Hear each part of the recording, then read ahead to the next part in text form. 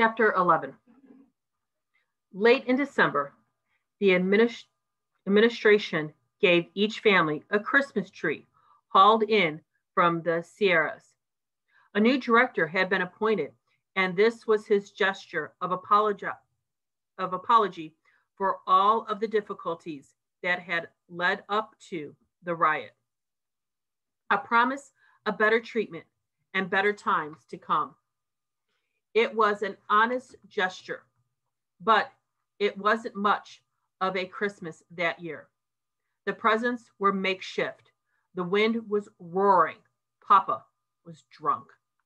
Better times were a long way off, and the difficulties, it seemed, had just begun. Early in February, the government's loyal oath appeared. Everyone 17 and over was required to fill it out. This soon became the most divisive issue of all. It cut deeper than the riot because no one could avoid it, not even Papa. After 5 months of self-imposed isolation, this debate was what finally forced him out of the barracks and into circulation again. At the time, I was too young to understand the problem. I only knew there was no peace in our cubicle for weeks. Block organizers would come to talk to Papa and my brother. They would huddle over the table a while, muttering like conspirators, sipping tea or one of his concoctions. Their voices gradually would rise to shouts and threats. Mama would try to calm the men down. Papa would tell her to shut up. Then Granny would interrupt and order him to quit disgracing Mama all the time. Once he just shoved Granny across the room, up against the far wall, and backed into her chair, where she sat sniffling while the arguments went on. If the organizers weren't there, Papa would argue with Woody, or rather, Woody would listen to Papa lecture him on true loyalty, pacing from bunk to bunk, waving his cane. Listen to me, Woodrow. When a soldier goes into war, he must believe he is never coming back. This is why the Japanese are such courageous warriors. They are prepared to die. They expect nothing else. But to do that, you must believe in what you're fighting for. If you do not believe, you will not be willing to die. If you are not willing to die, you won't fight well. And if you don't fight well, you will probably be killed stupidly for the wrong reason and unheroically. So tell me, how can you think of going off to fight? Woody always answered softly, respectfully, with a boyish and submissive smile. I will fight well, Papa. In this war, how is it possible? I am an American citizen. America is at war. But look where they have put us. The more of us who go into the army, the sooner the war will be over. The sooner you and Mama will be out of here. Do you think I would risk losing a son for that? You want me to answer, no, Papa. Do you think that is what I'm telling you? Of course, you cannot answer, no. If you say no, you will be shipped back to Japan with all the other Baketeers. But if I answer yes, I will be drafted anyway, no matter how I feel about it. That is why they are giving us the oath to sign. No, that is not true. They are looking for volunteers, and only a fool would volunteer. Papa stared hard at Woody, making this challenge. Woody shrugged, still smiling his boyish smile, and did not argue. He knew that when the time came, he would join the army, and he knew it was pointless to begin the argument again. It was a circle.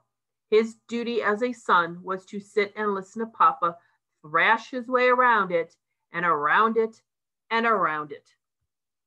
A circle, or you might have called it a quarrel, like Manzanar itself, with no exit save via three narrow gates. The first led to the infirmary, the second across the Pacific, and the third, called relocation, was just opening up. Interned citizens who could find a job and a sponsor somewhere inland, away from West Coast, would begin to trickle out of the camp. But the program was bogged down in paperwork. It was taking months to process applications and security clearance. A loyalty statement required of everyone. It was hoped might save some time and a lot of red tape.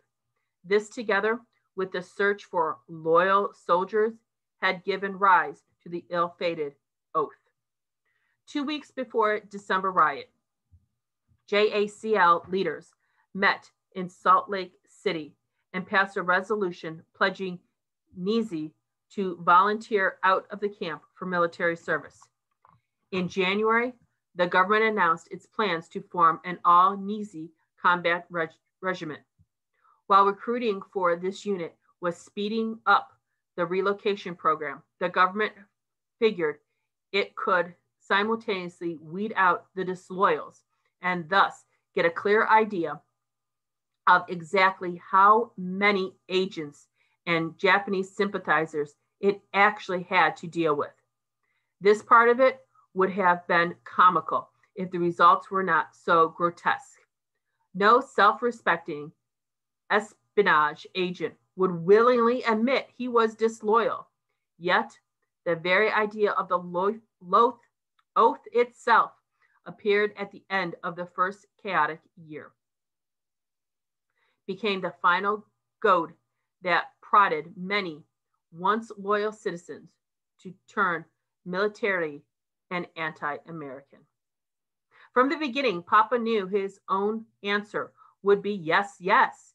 He agreed with Woody on this much, even though it meant swearing allegiance to the government that had sent him to Fort Lincoln and deny his connection with the one country in the world where he might still have the rights of a citizen.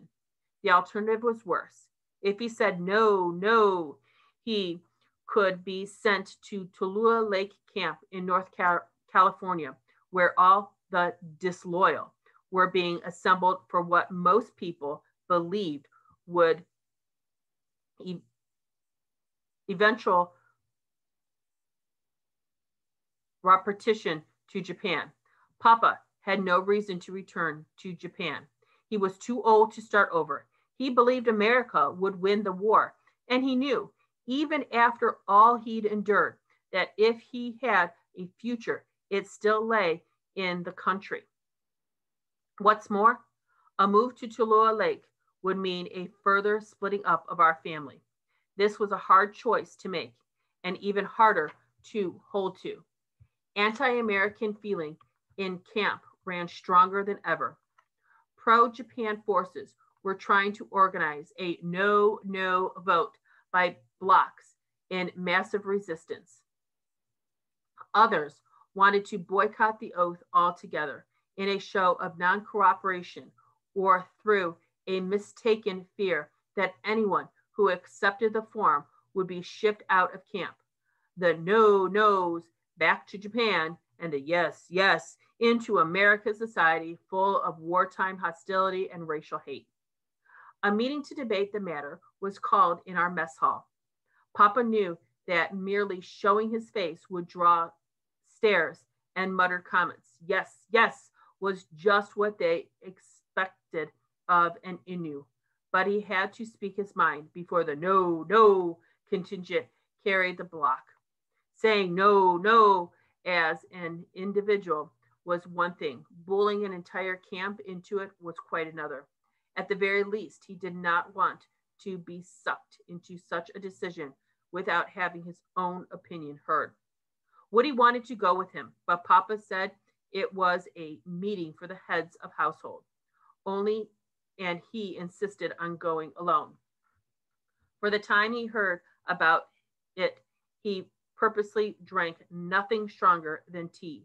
He shaved and trimmed his mustache and put on a silk tie, His limp was nearly gone now, but he carried his cane and went staggering off down the narrow walkway between the barracks, punching at the packed earth in front of him. About 4 o'clock, I was playing hopscotch in the fire breaks and with three other girls. It was winter, and the sun had already dropped behind Mount Whitney. Now a wind was rising, the kind of bitter, steady wind that would bring an ocean of sand into camp at any moment with almost no warning.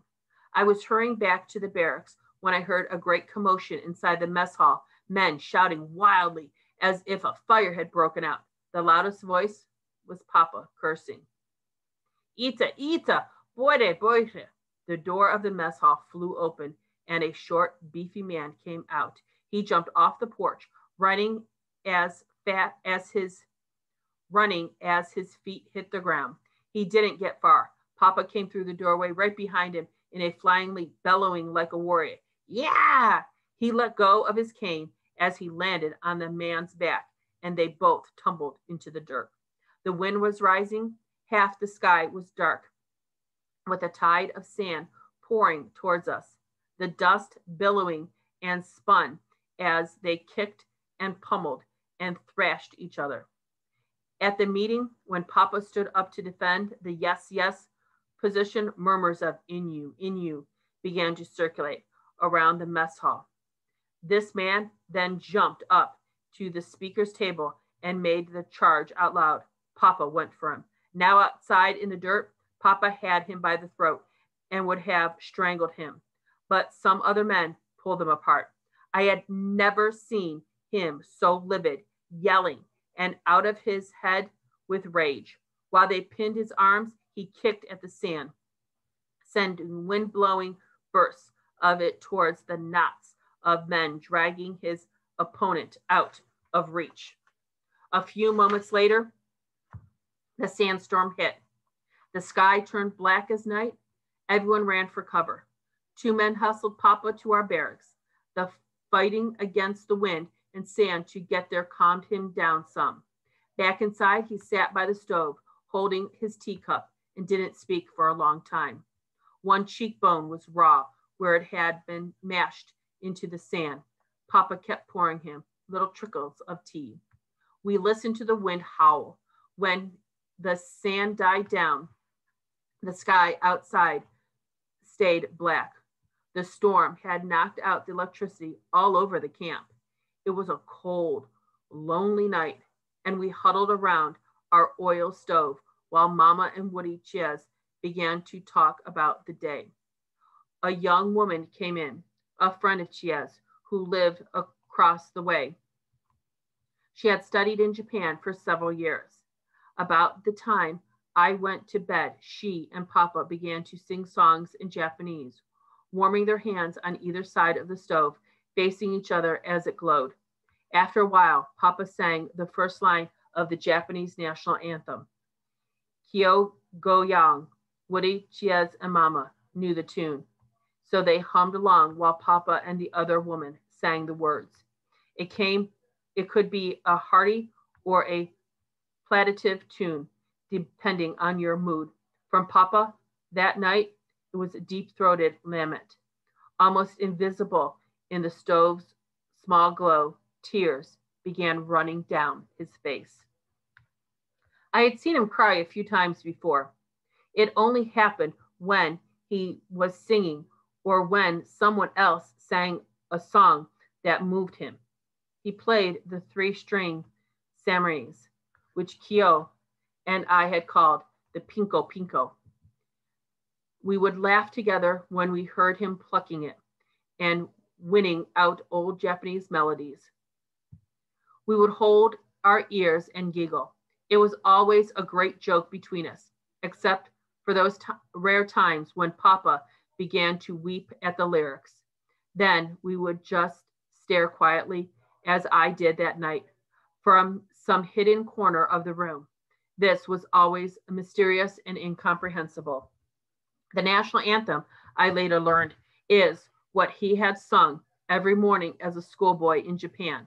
They still sing it there. The way American kids say the Pledge of Allegiance to the flag, it is not a martial song or a victory song, the way many national anthems are. It is really a poem. Those words go back to the 19th century. Kyogo ya Kiano, Kyocha says Siata, Samai no Wuto, Nati Kyo no Slum Mad. May that beautiful reign last long. May it last for thousands of years until this tiny stone will grow into a massive rock and the moss will cover it deep and thick. It is a patriotic song that can also be read as a proverb, as a personal creed or endurance. The stone can be the kingdom or it can be man itself. The moss, the greenery that in time will spring even from a rock. In Japan, before the turn of the century, outside my father's house, there stood one of those stone lanterns with 4 stubby legs and a small pukadoodle-like roof. Each morning, someone in the household would pour a bucket full of water over the lantern, and after several years of skin-living vegetation began to show on the stone. As a boy, he was taught that the last line of the anthem refers to a certain type of mossy lynch with exquisitely tiny white flowers sprinkled in among the green.